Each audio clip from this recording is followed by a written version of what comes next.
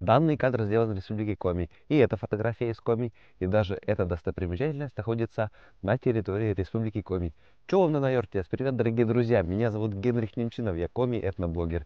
Снимаю фильмы о Республике Коми. И в рамках проекта моего друга Руслана Магомедова «Территория Коми» езжу по всему Коми краю, рассказывая о Коми народе, о природе, о красоте и, конечно же, о любви. Мой регион 11-й. И я горжусь, что я родился в Республике Коми, умею разговаривать на коми языке.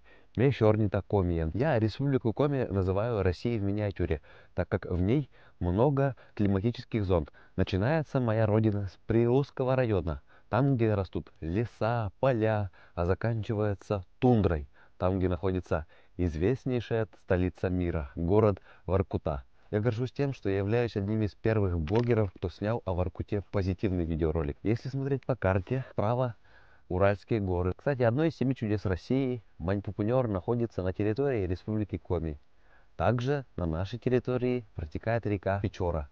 Я возле нее рос. Часто в детстве ловил рыбу. Коми Республика богата уникальной культурой и традициями. Ижемский район — моя родина. Там проходит традиционный праздник Луд. И я вас приглашаю когда-нибудь посетить праздник Луд. А смотрите кадры.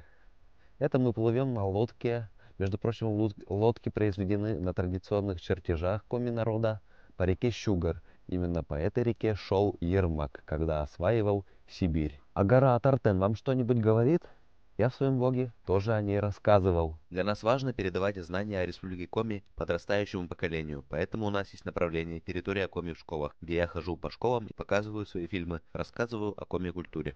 А вот мы и дошли до места, моего места силы. Лажа-Лью, отсюда видна великая Коми-Парма. Все ролики проекта «Территория Коми» доступны под ником Этногенри во всех социальных сетях.